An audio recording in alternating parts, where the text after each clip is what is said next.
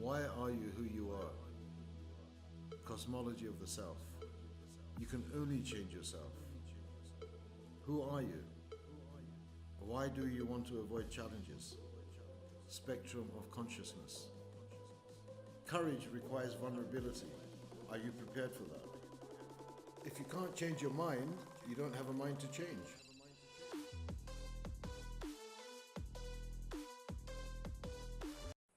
Welcome, ladies and gentlemen, beans and blokes, and everybody else. Hope you're all well. Welcome back to another little short vid with me, Shahbaz. One of the purpose of these things is I don't want to make it overcomplicated. I don't want to use scientific terms and not that I'm a psychotherapist or anything, but therapy terms. Anyway, and I'm also sitting here thinking I'm looking a bit overweight. I keep putting on my t-shirt, but I'm working on it. I'm really working on getting fitter.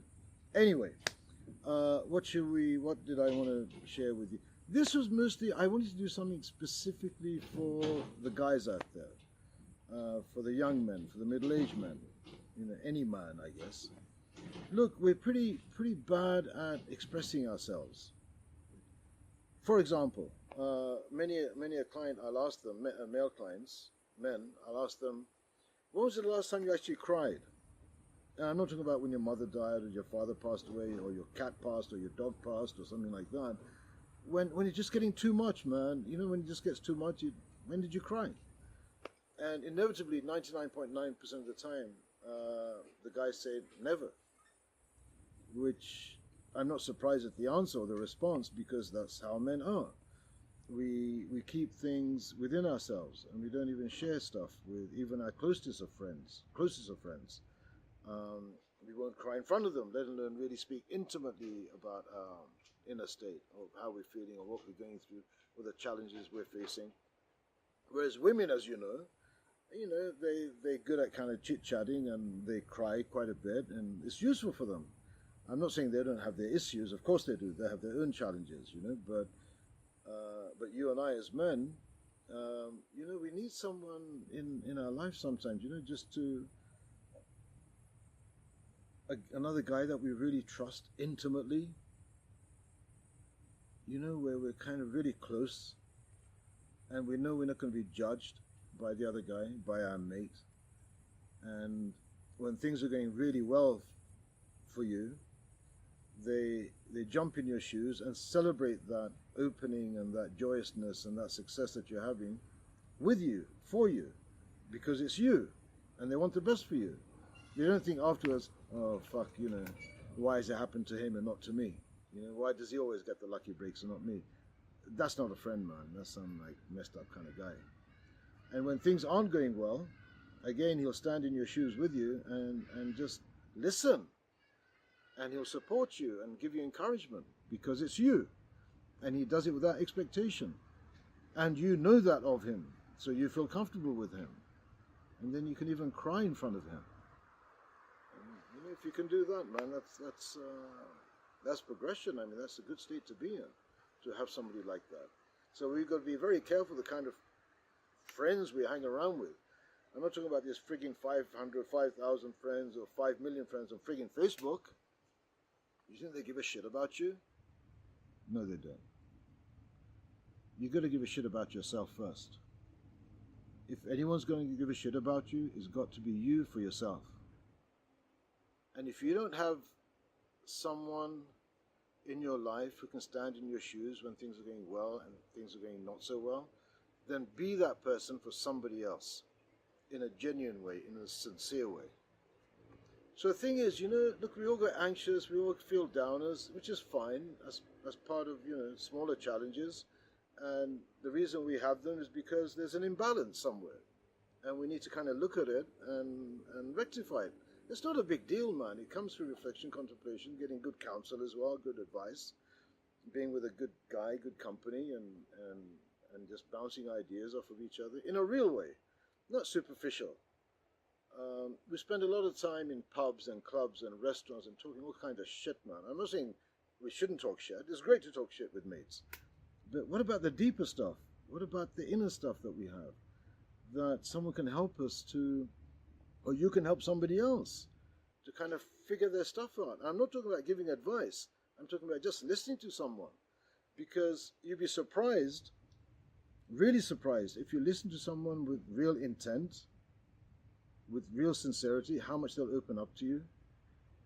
Because people aren't stupid. They know when you kind of, because there's listening and there's listening, right? So think about that. So challenges, we all have them, man. We all have them. And all I can do is I encourage you that don't go in a big downer. It's easily done, by the way. You know, you don't engage with life, you don't engage with anything, or you're not happy with your job, and finances are all screwed up, and you know, you can dig a very deep hole for yourself.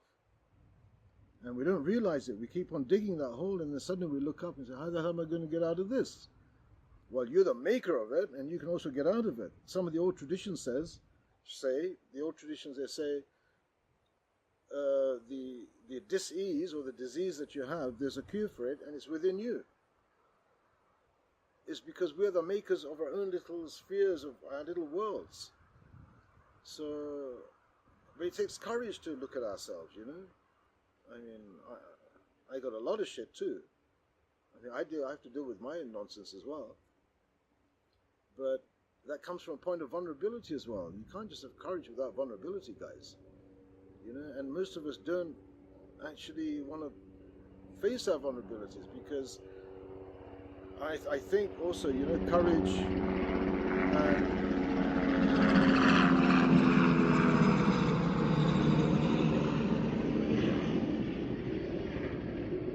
yeah, it's just a helicopter going by. Because courage and vulnerability, if you ask men, the words are synonymous with friggin' weakness. Rather, vulnerability is synonymous with weakness. Did I say courage? Sorry, I made a mistake. Vulnerability is synonymous with weakness. And it's not. Actually, it's not. You know, if we really engage with aspects of our vulnerabilities, and there are many, and they're all nuanced as well, and they're all layered, you know, for you and I as men, we really need to address this issue within ourselves. And you'd be surprised how quickly you come out with much more strength, actually. Like if I stand in front of a group of people to do group coaching, or if I'm giving a talk, I mean, I feel vulnerable. But I need courage also to stand in front of them. But it's from a point of vulnerability. You know, my hands are a bit sweaty and my heart starts pumping a bit. But I acknowledge that, and I try to understand where I try to understand where it's coming from. So I go beyond that. So, you know, fine to be a bit down now and then, fine to be a bit anxious now and then, it's fine to be worried now and then, it's fine to be concerned now and then, because these are what I call catalysts for movement. And how we move is up to you and I. Either we move in a progressive way or in a regressive way. Either we're drowning in worry, drowning in anxiety, drowning in concern. You don't want to do that. Why would you want to do that, man? Why would I want to do that? You know, like it's like I'm like, you know, hitting myself for what? All it is showing that, Shahbaz, you need to address a couple of things because it's out of balance. This is why you're feeling like this. So rather we catch this very, very soon, rather than leaving it. The longer I leave it, the bigger it's going to get, and the tougher it's going to get to resolve it. So face up to it for your own sake. I do it for my own sake. As I've always said, you can't change anybody else. You won't be able to change anybody else.